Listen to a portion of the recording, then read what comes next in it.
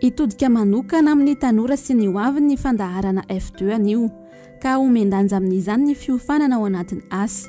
Toeram-pampianarana fanta-daza lehibe iray eto Andrenivohitra no ndeha hotsiditsika. Tompon'andraikitra ao amin'io sekoly io no hitondra fanazavana misimisy kokoa manodidina ny fiofanana ho an'ny olona efa ao anatin'ny tontolon'ny asa izay tena isan'ny andreketana izy ireo. Vahiny 3 lehibe samy manana ny traikefa no anazava izany eto anio. Dia tsy iza fa Andriamatoa Hervé Rasafindranaivo, Tale Marketing sy serasera ao amin'ny SCAM, sy Andriamatoa Zoandrianombana, tompon'andraikitry ny Master sy ny FCD ao amin'ny SCAM ihany, ary Andriamatoa Falina Rasaminirina, tompon'andraikitry ny fitantanana teknika ao amin'ny Alliance. Andeha ary aloha santaritsika amin'ny fandraisan'ny SCAM eo amin'ny sehatra fiofanana io ny fanadihadiana. Ka afantarantsika voalohany indrindra ny mampiavaka io sekoly io amin'izay lafiny izay. Toeram-pampianarana nisokatra tamin'ny taona 1970 izany hoe ho feno 30 taona amin'ny taona 2020. Ny fampianarana dia mifototra amin'ny lalam-piofanana fitantanana. Ao anatin'io dia misy sampam-piofanana maromaro toy ny fitantanam-bola, ny fitantanana orinasa, fampiroboroboana orinasa, fitantanana ny olombelona anaty orinasa, ny varotra ivelany, ny serasera sy ny haitsena ihany koa.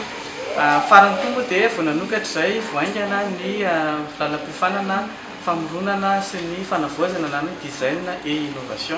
Amin'ny ankapobeny dia izy no sekoly voalohany tsy miankina amin'ny fanjakana, tsy miankina amin'ny finoana, sekoly ambony natsangana teto Madagasikara. Azonao hazavaina ve tompoko hoe inona avy ary zany ny programme fampianarana ato amin'ny SCAM? Mizara roa lehibe ny programme fampianarana ato amin'ny SCAM. Ny andaniny dia eo zany misy ny fampianarana natao an'ny mpianatra nahazo baccalauréat, te haka licence, na ireo mpianatra efa manana licence te hahazo master. Etsakila indray dia misy ny fiofanana natokana ho an'ny mpiasa. Indray dia mbola mizara roa ihany koa, misy fiofanana mitohy atsotsika hoe formation continue, dia misy ireo fiofanana tsy mitohy fa indraindray ihany atsotsika hoe formation entreprise ary natokana ho an'ny vondron'olona ao anatina orinasa anankiray tanterana anatina andro vitsivitsy. Manao moa ilay hoe formation initiale izay lazaina ihany koa ato amin'ity fampianarana. Ny formation initiale dia fiofanana natokana ho an'ny tanora nahazo bacca na efa manana licence. Ireo tanora ireo dia mianatra isan'andro toy ny amin'ny sekoly rehetra ihany ary mitohy izany io mandrapatonga ny fahazoany mari-pahaizana licence na master. Isan'ny mampiavaka an'io formation initiale io ny hoe lalam-piofanana mifototra amin'ny sehatry ny asa azy dia ny fiomanany avy hatrany hiatrika ny tontolon'ny asa rehefa vita ny fiofanana ataony. Ny faharoa dia ny programme fampianarana izay iarahana mamola vola miaraka amin'ny orinasa ka mitodika hatrany amin'ny filan'ny tsenan'ny asa eto Madagasikara. Porofo manokana amin'izany ny enquête ny fanadihadiana nataon'ny cabinet FTHM tamin'ny taona lasa dia milaza fa ny mpianatra SCAM no mahazo toerana aingana indrindra any amin'ny orinasa amin'izao fotoana izao eto Madagasikara. Faharoa manarakaraka izany dia ny fanananay fiara-miasa mipetraka amina sekoly maro maneran-tany izay nahafahanay nandefa mpianatra nianatra tany ivelany. Manana sekoly efatra izay partenaire ao France ohatra, manana iray zany Canada, manana iray zany Allemagne, manana roa zany Afrika, manana iray zany Indonésia. Izay nahafahana nandefa efa manakaiky ny 100 mpianatra 100 atao anatin'ny taona vitsivitsy izay nandrato fianarana tany amin'ireo sekoly ireo. Isa mety mampiavaka anay koa ny fanananay département antsoina hoe vie étudiante izay mampiroborobo ny fiainan'ny mpianatra amin'ny ankapobeny. Ahitana andreo karazana fikambanan'ny mpianatra mifototra amina passion mifampizarana ao anatin'io ka ahafahany manatanteraka tetikasa anankiray ao anatin'ny taom-pianarana anankiray. Eo ihany koa ny fanananay rafitra samihafa izay manohana azy amin'ny fianarana. Ohatra hoe ny rafitra mampiroborobo ny fananganana orinasa, manana ONG izay antsoina hoe le centre manampy ny mpianatra amin'ny fananganana orinasa sy fampirobona azy manana any koa zay ohatra hoe rafitra anankiray tsona hoe espace carrière izay mitantana ny mpianatra dia ny mbola ty amin'ny sekoly hiatrika ny asa ary mampifandray ny mpianatra na ireo efa nahazo mari-pahaizana amin'ny tontolon'ny asa io espace carrière ihany koa no mamolavola ilay programme tsona hoe développement personnel izay manampy ny mpianatra iroborobo amin'ny maha-orinasa. Eo ihany koa ohatra ny fanananay biblioteka numérique tsona hoe Scholar Vox izay ahafahan'ny mpianatra manao fikarohana ahitana boky mihoatra ny 3 alina izy. Dia raha izay zany amin'ny ankapobeny hoe zavatra atao ato afaka lazainao hoe manahoana no fifandraisan'izany amin'ilay tontolon'ny asa zany hoe manahoana fisehon'izany eo amin'ny resaka formation initiale. Ny fifandraisana raha hoe tena azavainy fifandraisan'ny mpianatra amin'ny tontolon'ny asa araka ny voalaza teo zany dia voalohany moramora koa mahita azy rehefa mahazo mari-pahaizana izy. Ny faharoa manarakaraka izany dia rehefa tonga any amin'ny orinasa dia miavaka amin'ny fihetsiny, miavaka ihany koa amin'ny fitiavany ikarokaroka anatsara ny fahaizany ao anatin'ny tontolon'ny asa. Ary fahatelo dia tsapanefa atao anatin'ny taona vitsivitsy na porosiana ny fampiroboroboana ny fananganana orinasa dia betsaka amin'ny mihabetsaka mitombo zany fa tsy hoe tena hoe betsaka be efa mitombo tsikelikely ny isan'ny mpianatra manangana orinasa. Zany hoe fanampin'le hoe manangana ho an-tenany izy dia mampiroborobo ihany koa ny arikarena fobe amin'ny alalan'ny famoronana asa sy famoronana vokatra azy dia araka ny voalazako teo zany mihatsara hatrany ny fahafahan'ny fampidirana ny mpianatra any amin'ny sehatry ny asa.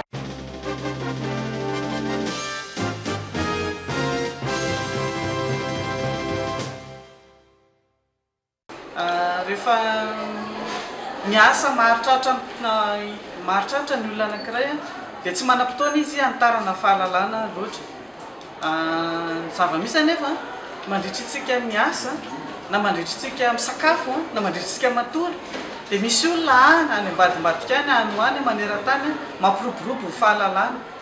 Zany hoe tsika zany mijanona amina efa hay ny olona manitatra dia mitombo tsikelikely ny elanela-pahalalana misy eo amin'ny olombelona ray sy ny olombelona maneran-tany. Zany hoe raha fa tsy mampitombo fahalalana ianao zany dia namany miemotra. Lanja ny fampiofanana anatin'izay dia hoe manangona ireny fahalalana vaovao ireny mba homenanao izay tsy nanam-potoana nanangonana azy. Zay zany mahazava-dehibe ny hoe tokony hoe miditra amin'ny sehatra fiofanana foana ny olona dia efa ao anatin'ny tontolon'ny asa.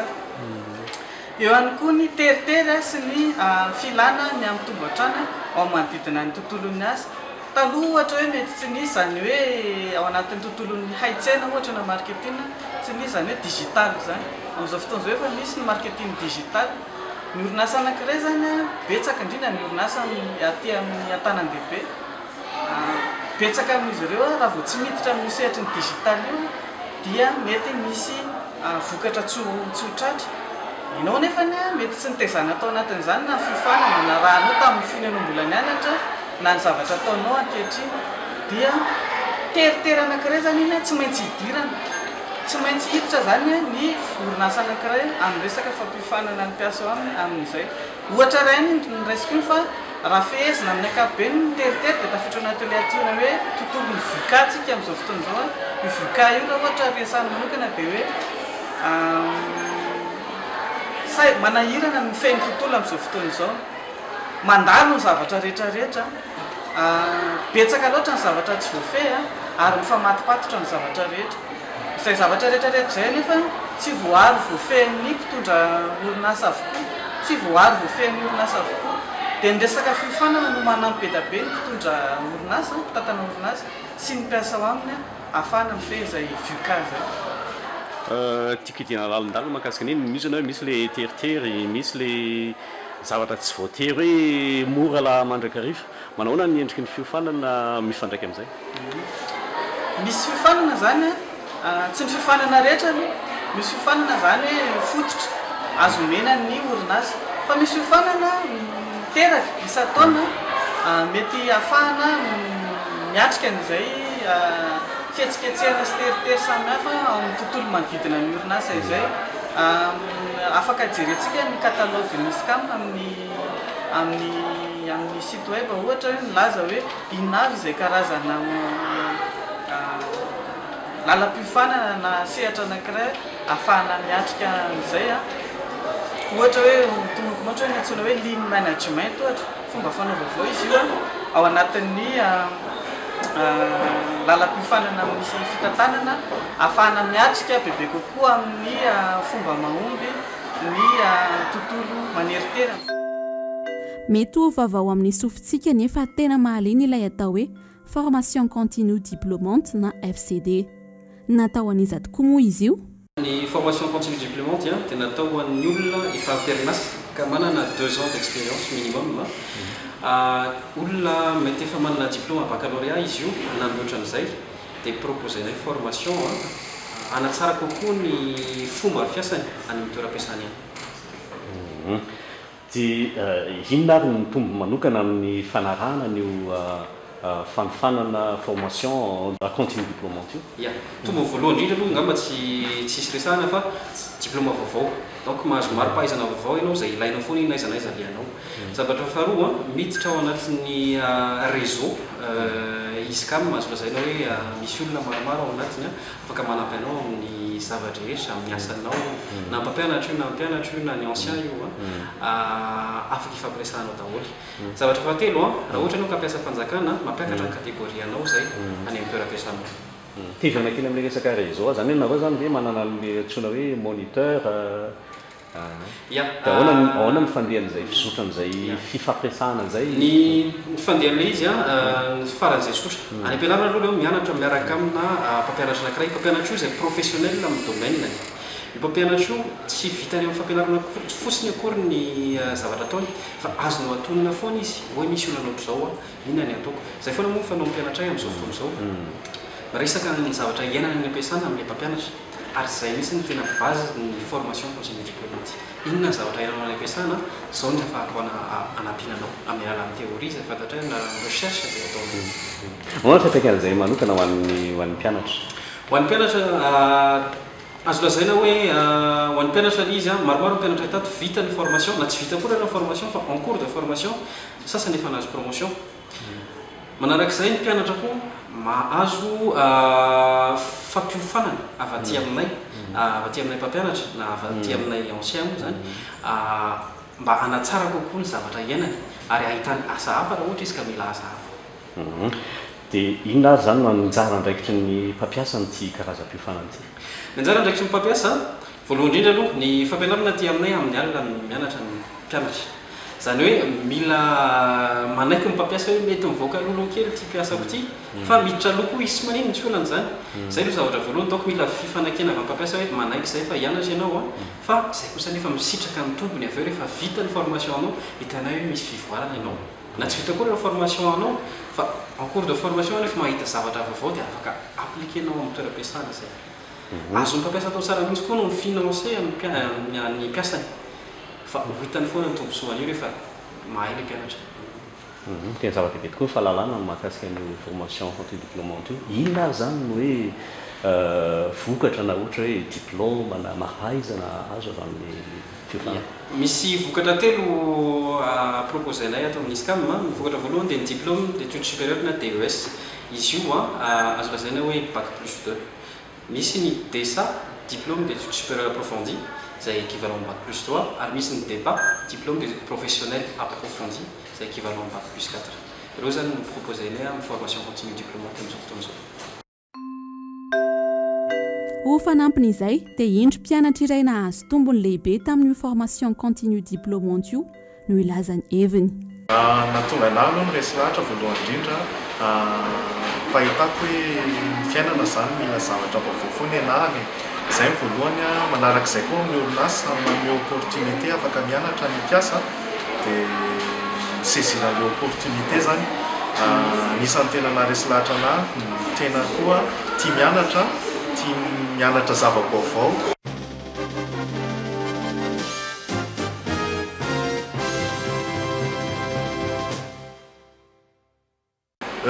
Ny miova aloha ny hitako aloha ny voalohany indrindra miasa koa nanampy be anahy ny fandaminana ny asa aloha ny voalohany indrindra nanampy be anahy koa amin'ny planification ny asa sy ny fomba fanatanterahana an'le asa satria misy compétence izay anananao rehefa miasa fa misy zavatra koa tokony ho hainao théoriquement parlant aloha ny direva eo ampiarinao any amin'ny asa donc zany ianao afaka sady mianatra no tonga dia mampiatra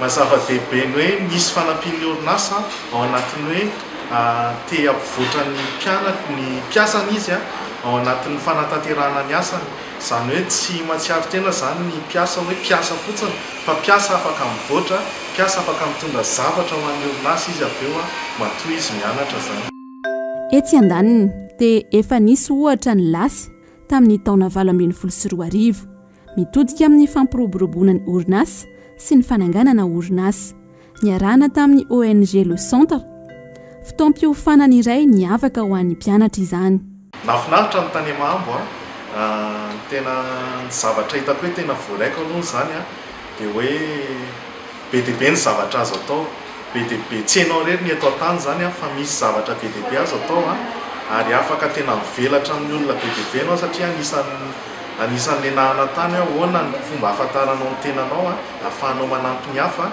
dia ahafahanao mivoatra koa amin'izay zavatra ataonao dia hitako hoe tena zava-dehibe ilay zavatra ny enarana tany ny anatin'izay koa ny anatra zavatra hafa na ny environnement ny ainana ary tsy hoe miditra borao dia mipetraka dia anina fa tena hoe miaina hoe ahoana zany miaina any ambanivohitra miaina amina natura tena ahafahanao tena mahita zavatra hafa vision hafa amin'ny fiainana koa ilay izy raha sekoly no resahana dia mazava ho azy fa mandavataona ny fiofanana manao ahoana kosa ary ny endrim-piofanana ao anatin'ny orinasa na formation en entreprise ny fiofanana nataony amin'ny orinasa zany dia hoe fiofanana tambabe zany hoe tsy le olona ray intsony no mandeha mianatra makaty fa misy kamina indray no manatona an'le orinasa mampianatra olona maromaro vondron'olona zany na ihany koa le vondron'olona io no alefa ty amin'ny kamina miara-mianatra dia zany aloha no mahasamy hafa azy ny mahasamy hafa azy faharoa ihany koa dia hoe lohahevitra iray no ianarana ao anatin'ny andro iray na andro vitsivitsy zany tsy maharitra zany tsy mitoy fiofanana io fa voafeo anatina andro vitsivitsy manaraka zany dia voalazako teo hoe lohahevitra iray no resana ka io lohahevitra io zany dia alalinina be ao anatin'io fotoana io ao anatin'izay fandarinan'izay ary ny tena mazava-dehibe azy dia hoe ny traikefa kokoa no tena ampitomboiny fa tsy ny fahalalana fotsiny ny amin'ny fiofanana mandavataona toy ny amin'ny formation continue mantsy dia sady mandalina fahalalana no mandalina traikefa eto indray zany dia tena ny traikefa no resana ny antony mantsy dia mila ampitomboina ny vokatry ny orinasa ao aorianan'io fiofanana io ka io traikefa io no tena manampy be ampitomboina ny vokatry ny orinasa ny traikefa dia entina mampivoatra ny mahaolona aloha mahaolona n'le mpiasa zany fa indrindrandrindra mampivoatra ny fahaiza-manao ny anatin'ny orinasa rehefa araka ny voalazako teo rehefa mitombo ny fahaiza-manao mitombo azy ny vokatry ny olona ray vokatra azo ny olona ray iny dia mazava azy fa misitraka an'izay vokatra izay ny orinasa eo ihany koa ny hoe manampy izay zany amin'ny fanovana amin'ny fomba maharitra ny fomba mampanao anaty orinasa indray misy fomba mampanao anaty orinasa ao efa ilozan'ny toetrandro na hoe efa entin'ilay osintsika miteny vahiny hoe routine isanandro zany ilay mpiara-miasa ao dia ilay fiofanana raha manao ty zany manapaka an'izay routine zay manova ny fomba mampanao ary ahafahany mitondra fomba mampanao vaovao ary farany moa dia hoe fampivoarana ny fahalalana amin'ny ankapobeny sy ny fahaiza-manao ny mpiasa ny fahatongavana manatrika fiofanana natao an'ny orinasa afaka manome ohatra reny hoe feedback zany mahakasika ny hoe tombony tamin'izay zavatra ny tantarana zay misy betsaka aloha ny tombo fa ny tena hoe zavatra azo resana angamba dia hoe ny mpampianatra ny mpampiofana zany ao anatin'ireny fampifanana ho an'ny orinasa ireny dia olona mandinika ny orinasa ary betsaka amin'izy ireo raha hoe sady miasa amin'ny orinasa no mampiofana zany dia initsakefa entiny amin'ny toerana nisany mihitsy no navadiny fahalalana dia naverina ho azo ampitaina ho an'ny olona dia tonga dia hita mihitsy zany ohatra hoe misy valy mpikaroana vaovao zao mikasika ny marketing ohatra hoe toy izao indray ny fomba fanaovana marketing atao anatin'ny 2-4 taona farany izay hita fa mahomby dia io mpampiofana io no nahita an'ilay izy napiatra an'ilay izy dia zavatra indray no avadiny ho fahalalana hoentiny ho an'ny orinasa izay misitraka any fiofanana io.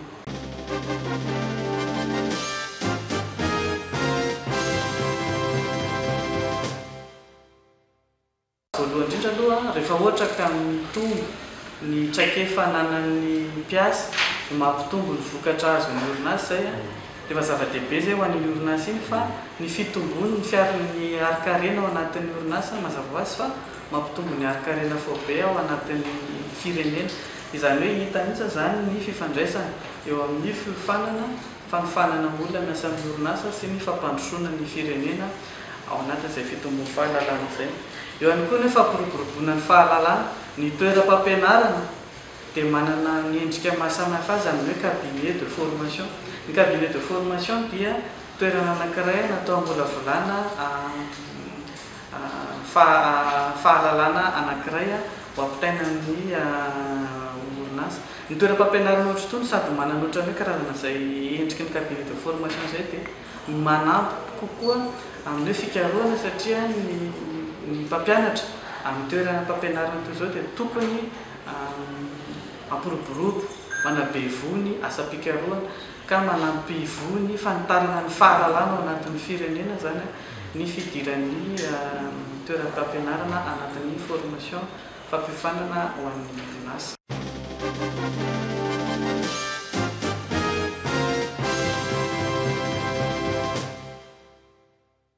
Ho an'ny mpianatra aloha zany indrindra ireo manana baccalauréat na ireo efa manana licence ka te hiditra master ny lohahevitra lehibe ilay noresantsika androany dia hoe ny fifandraisan'ny lanjan'ny fiofanana ho an'ny resaka sehatra ny asa. Ny afatra menan'ny mpianatra angamba rehefa manana baccalauréat dia hoe voalohany indrindra ny afatra mahazatra dia mahaiza mividy ny fianarana aleha vao tonga amin'ny kilasy voalohany izy amin'ny licence première année dia efa betsaka ao anatin'ny zavatra ampianarana no mitodika any amin'ny fampijoroana azy olombanina any anatin'ny orinasa. Dia zavatra hoe tena zava-dehibe fa tsy olo manam-pahaizana fotsiny ilayntsika fa olona fiofanana feno ho an'ny olona feno. Ny faharoa manarakarak'izay dia ny betsaka ao anatin'ny programme mpampianarana sy ao anatin'ny taranja ampianarana no mifototra amin'ny zava-misy any anatin'ny orinasa. Raha ohatra fotsiny zao tsika resaka hoe atao amin'ity toerana misy atsika zao ity zao dia ny toeram-pasaly efitrano ianaran'ny master design dia ny zavatra ataon'reto mpianatra fa master design reto dia misy ohatra hoe atrikasa 4 isan-taona ataon'izy ireo miaraka amina orinasa ahafahana mampandroso orinasa anankiray. Misy karazana ohatra hoe mission apetraky ny orinasa amin'izy ireo zany dia atanterahan'izy ireo zany ary atolotra ny orinasa rehefa avy eo. Izay ilay fampifandraisana ny tontolon'ny fiofanana amin'ny tontolon'ny fampianarana amin'ny tontolon'ny asa zay zava-dehibe zay. Ny faharoa programme lehibe iray mitokana dia hoe ny fanampianay ny orinasa iroborobo amin'ny alalan'ny fampiofanana ny mpiasa. Ny teny atsipy angamba ary tena zava-dehibe dia hoe mampirisika izay ny mpampiasa, mampirisika izay ny tompona orinasa na fikambanana na ONG hoe alefaso miofana ny mpiasa aminareo. Eo aloha zany fiofanana mandeha irery toy ny ahafahana miditra amin'ny formation continue diplômante izay azoana mari-pahaizana fa eo ihany koa ny hoe fiofanana ao anaty vondrona amina lohahevitra anankiray ary tena amporisany satria voalohany indrindra aloha fehezin'ny lalàna ary amporisihan'ny lalàna raha tsy teny mihitsy ary hoe teren'ny lalàna ny tompon'ny orinasa hampiofana ny mpiasa ho aminy tokony atao zany izy. Ny faharoa manarakarak'izay dia misy foana vokatra azon'ny orinasa amin'ny fampandehanana ny olona miofana dia mampirisika zany izay ny tompona orinasa andefa ny mpiasa ao amin'ny iofana. Raha ireo endrim-piofanana no alaliantsika teo ireo no bangona dia hita tokoa fa tsy ho fahagagana ny ahitana fivoarana lehibe eo amin'ny traikefan'ny tsirairay eo amin'ny sehatry ny asa. Alehoery ary ry tanora limpandrosoana fa ny fianarana ataonao dia arena ho anao, ny mpiaramonina aminao ary ny firenenao.